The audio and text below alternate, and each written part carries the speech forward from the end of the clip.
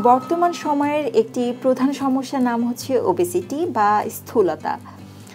স্থূলতা বিভিন্ন কারণে হতে পারে, যেমন আপনি যখন আইডল লাইফ লিড করেন তখন ওবেসিটি আসতে পারে। যখন প্রয়োজনের তুলনায় বেশি খাবার খেয়ে ফেলেন, স্থূলতা তখনও আসতে পারে। এছাড়া আপনি যে খাবারটা খাচ্ছেন সে খাবারটা প্রতিদিন কিছুটা বার্ন না করলেও স্থূলতা চলে আসতে পারে। স্থূলতা প্রতিরোধে আমরা অনেক কিছুই করতে পারি। আমাদের হাতের নাগালেই রয়েছে কিছু সহজ সমাধান। যেমন স্থূলতা প্রতিরোধে আপনি পরিমাণ মতো খাবার খেতে পারেন এবং প্রতিদিন কিছুটা শারীরিক পরিশ্রম করতে পারেন। এছাড়া যেটুকু খাবার প্রয়োজন তার চেয়ে অতিরিক্ত খেয়ে না ফেললেও কিন্তু আপনি স্থূলতা প্রতিরোধ করতে পারেন।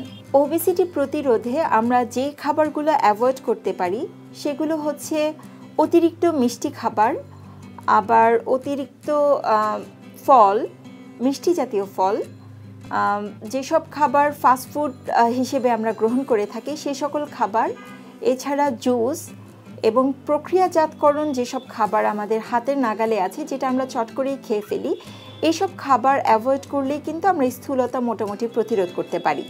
এছাড়া স্থূলতা প্রতিরোধে আমরা যে সকল খাবার গ্রহণ করতে পারি, যে খাবারগুলো আমাদেরকে মোটামুটি একটা সুস্থ শরীর দিতে সাহায্য করে, সেই খাবারগুলো হচ্ছে প্রচুর পরিমাণে খাদ্য আঁশ জাতীয় খাবার অর্থাৎ ফাইবার, যা আমরা শাক সবজি থেকে পেতে পারি। সিজনাল টক ফলগুলো আমরা খেতে পারি, যা আমাদের ক্ষুধাটাকেও নষ্ট করে দিবে এবং আমাদের ফাইবারের চাহিদাটা পূরণ করতে সাহায্য করবে। এছাড়া আমাদের মেটাবলিজম রেটটা বুস্ট করতে সাহায্য করবে যে সকল খাবার, সেই খাবারগুলো হচ্ছে গ্রিন টি, ব্ল্যাক কফি, একটু ডিটক্স ওয়াটার, যেটা আমরা দিনে 2 বার অন্তত পান করার চেষ্টা করব।